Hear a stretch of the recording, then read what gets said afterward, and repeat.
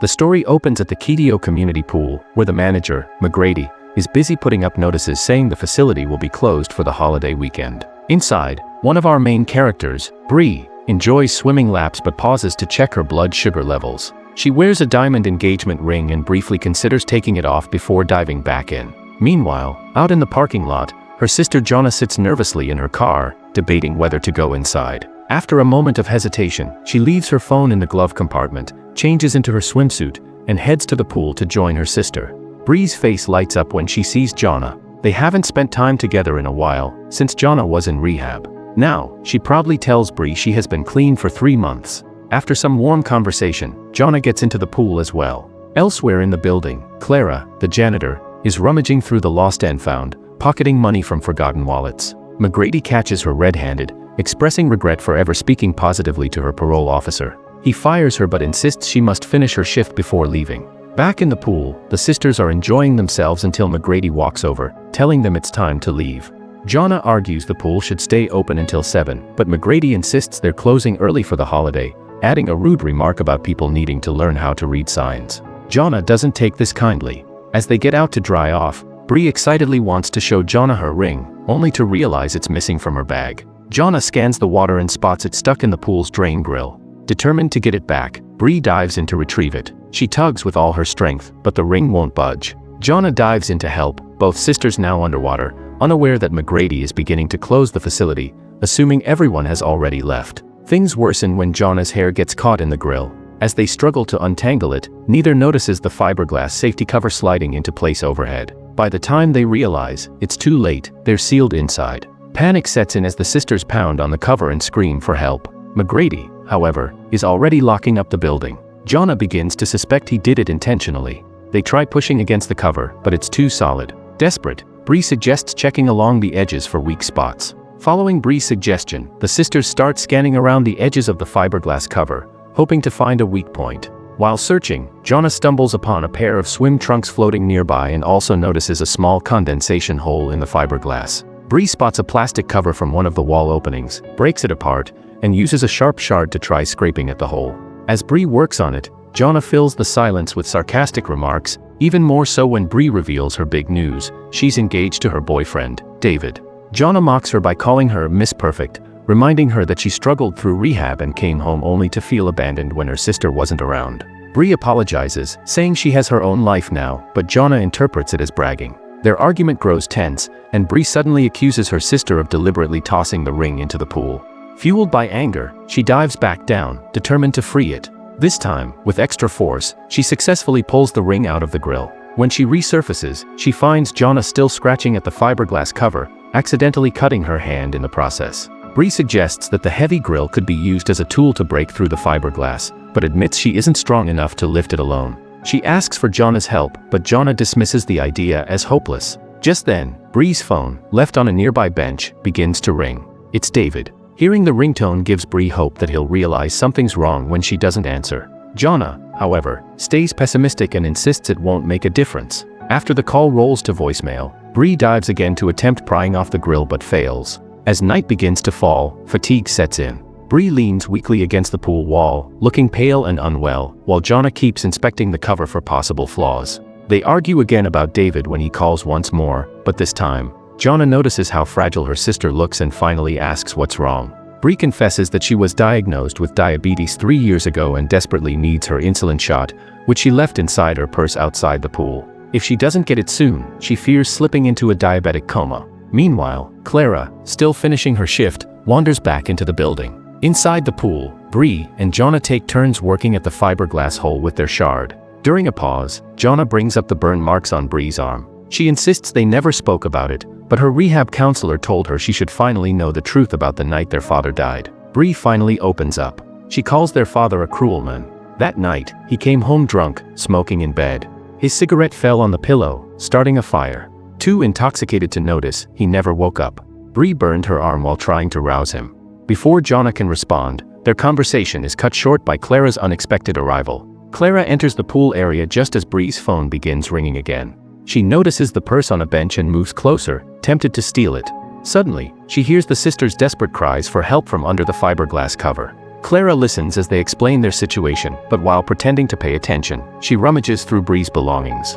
When she realizes the security cameras are still recording, Clara decides to switch them off before doing anything else. She heads into the control room, deactivates the cameras, and then returns to the pool.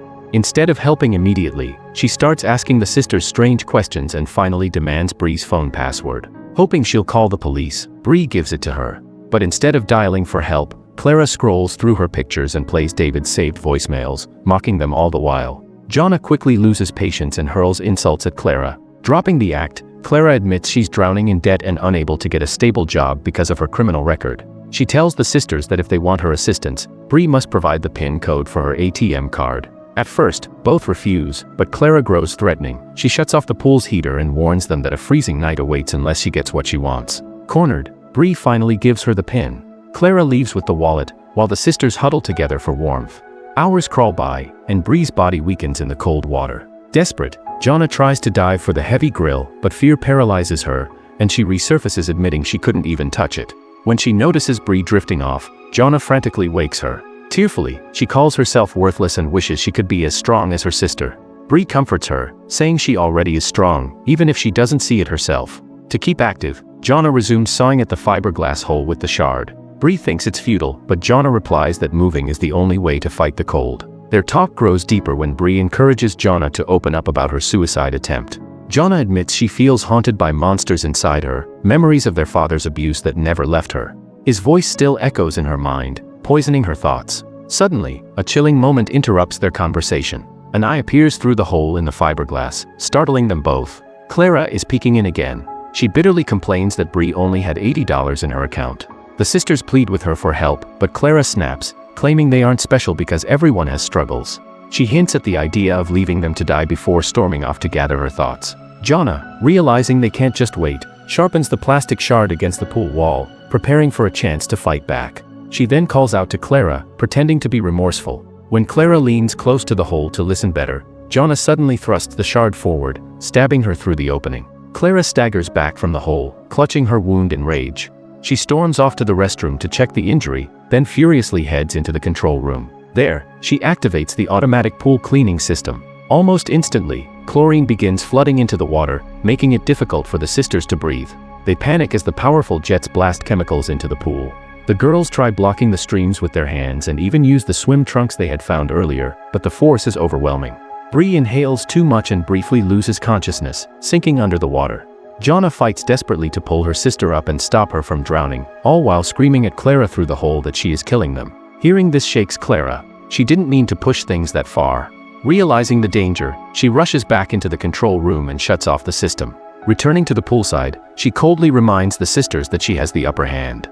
She demands Bree's engagement ring as the price for their release. Jonna begs her not to, but Bree gives in, understanding they have no other option if they want to survive. Clara pockets the ring and calmly walks away, promising she'll let them out when she feels like it. Exhausted and hopeless, Bree drifts to the opposite side of the pool and lays across the floating buoys, drifting into sleep. In her dreams, she imagines David rushing in with firefighters to save her, though in the vision, Jonna is left behind, still struggling to breathe. When she wakes, she finds her sister holding a shard of plastic against her own throat, ready to end it all.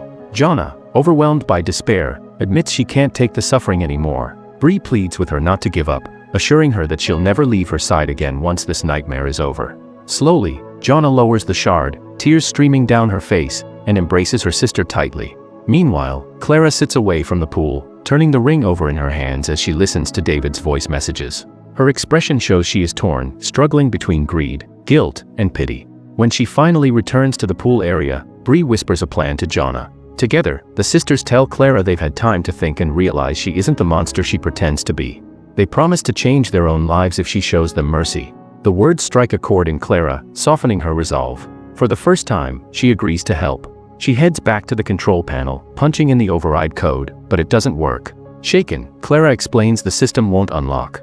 The sisters beg her to call the police instead, but she panics at the thought of returning to prison, insisting she won't survive another sentence. After placing Bree's purse back on the bench, Clara leaves the building, abandoning them once more. Time drags on inside the pool, and Bree's condition worsens. Weak and shivering, she leans against the buoys while Jonna checks on her. Realizing her sister might not last much longer, Bree finally confesses the full truth about the night their father died. She admits that she didn't just fail to wake him, she deliberately held him down in the burning bed so that he would perish and never hurt them again. Shocked, Jonna listens quietly before telling Bree it's her turn to carry the burden now. With renewed determination, Jonna leaves Bree resting and dives down to the grill once more. Her first 2 attempts to pry it loose fail miserably. Thinking fast, she grabs the swim trunks they had earlier and ties them tightly around the bars of the grill, using them as leverage. This time, she manages to pull with greater force. After straining with all her strength, the grill finally gives way, and she brings it up to the surface. To her horror, Bree is unconscious when she resurfaces. Jonna performs mouth-to-mouth resuscitation, desperately trying to revive her. After tense moments, Bree finally gasps for air. Wasting no time, Jonna uses the heavy grill to strike the fiberglass cover repeatedly. After several loud hits, the cover cracks, opening a jagged hole. Both sisters push through, suffering cuts from the sharp edges as Jonna drags Bree out of the pool. On the benches, Jonna rummages through the purse and finds the insulin pen. She quickly administers the injection to Bree, anxiously waiting. After a frightening pause, Bree stirs back to life, breathing steadily again. Relief washes over them both, and they cling to each other in exhaustion. But the nightmare isn't over. Clara suddenly reappears, stepping into the room with a gun in her hand. Her eyes are filled with fear and desperation as she aims at them, convinced they might turn her in. Jonna steps forward, shielding her sister, and pleads with Clara not to hurt Bree, telling her she is all she has left in this world. Clara hesitates, torn between her paranoia and the sister's raw vulnerability. Finally, her resolve breaks. She lowers the gun, hands the ring back to Bree, and mutters that they should keep it. Jonna quickly grabs Bree's phone and calls the police but urges Clara to leave before they arrive, knowing she won't survive another trip to prison. Moments later, paramedics rush in, placing Bree on a stretcher. Jonna gently returns the engagement ring to her sister's hand. When Bree asks how she got it back, Jonna replies softly that they've defeated the monster together. The film closes as the sisters embrace, their bond renewed, before being taken away by the medics. Make sure to subscribe and turn on notifications so you can watch more videos like this. Thanks for watching.